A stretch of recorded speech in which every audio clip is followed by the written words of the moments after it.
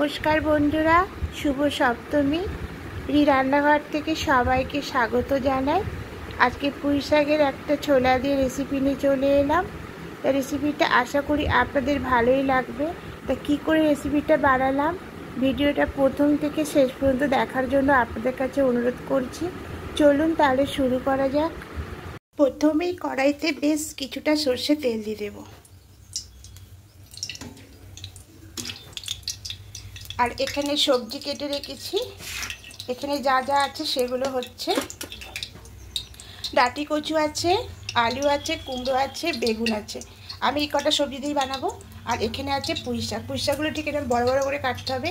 তা কেটে খুব ভালো করে ধুয়ে নিয়েছি। গরম হয়ে এসেছে, ফোড়নে দেবো 5 ফোড়ন আর 2টো শুকনো লঙ্কা।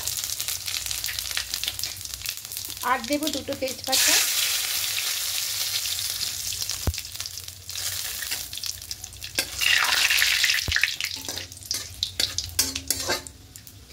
এবার এখানে দেব পেঁয়াজ কুচি,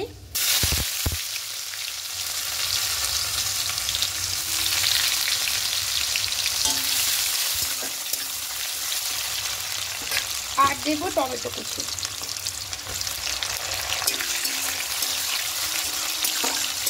একটু সামান্য হালকা একটু ভেজে নেব। একটু হালকা একটু ভাজা হয়ে গেছে, নরম হয়ে গেছে। এবার এখানে সব সবজিগুলো দিয়ে দেবো।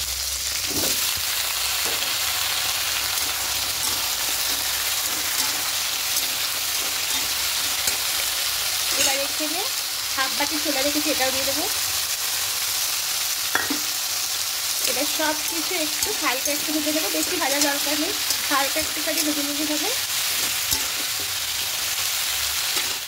হালকা একটু ভেজে নিয়েছি। এবার এখানে আদা রসুন পেস্টটা দিয়ে দেবো। আর বাকি গুঁড়ো মশলাগুলো দিয়ে দেবো। ধনিয়া গুঁড়ো, জিরে গুঁড়ো, হলুদ গুঁড়ো, লঙ্কার গুঁড়ো। পরিমাণ মতো লবণটাও অ্যাড করবো এখানে। এবার সবগুলো খুব ভালো করে মিশিয়ে হালকা একটু কষে নেব।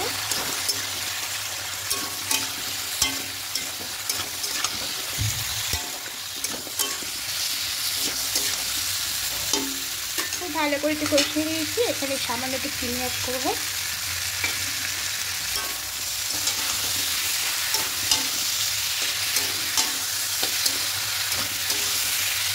এবার এখানে পুঁই শাকটা দিয়ে দেবো।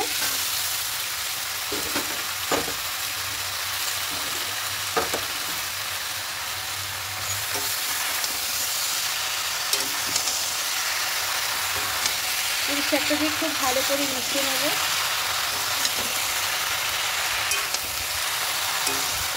এখন কোনো জল অ্যাড করবো না, যেহেতু পুঁই শাক থেকে জল বেরোবে। তাই এবার ঢাকা দিয়ে কিছুক্ষণ রাখবো। নেব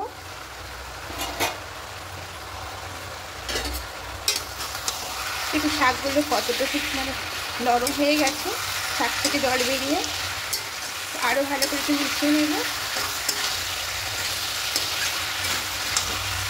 এবার এখানে জলটা অ্যাড করব।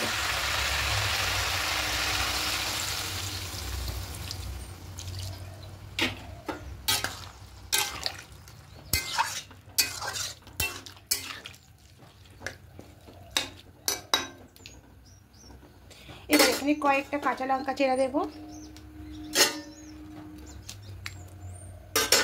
এবার ঢাকা দিয়ে আরো কিছুক্ষণ হতে দেব।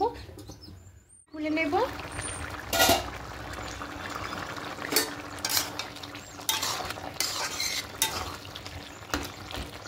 একটু আলুগুলোকে ভেঙে দেব।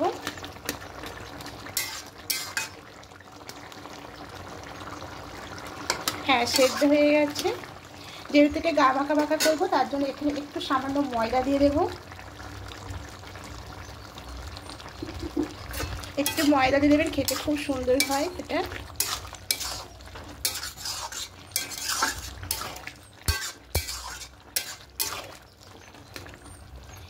এবার এখানে নামানোর আগে ভাজা মশলা দেব।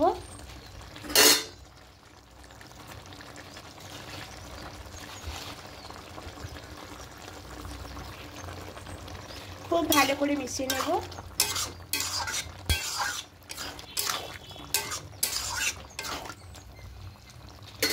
এবার গ্যাসটা অফ করে এটা নামিয়ে নেব।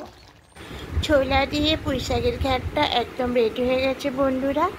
একবার এরকম করে বানিয়ে দেখবেন, খেতে খুবই ভালো লাগে। আর যদি আমার রেসিপিগুলো আপনাদের ভালো লেগে থাকে অবশ্যই কমেন্টে জানাবেন আর একটা লাইক করে দেবেন। আর নতুন বন্ধুরা যারা এখনও সাবস্ক্রাইব করেননি তাদের কাছে অনুরোধ রইল সাবস্ক্রাইব করে আমার পাশে থাকার জন্য। আর যারা ফেসবুক ইনস্টাগ্রাম থেকে দেখছেন তারা অবশ্যই অ্যালেক্স রিপা পেজটাকে ফলো করে আমার পাশে থাকবেন। আমি আরও নতুন নতুন রেসিপি আপনাদের সামনে নিয়ে আসবো। আপনারা ভালো থাকবেন, সুস্থ থাকবেন। আজকের মতো টাটা।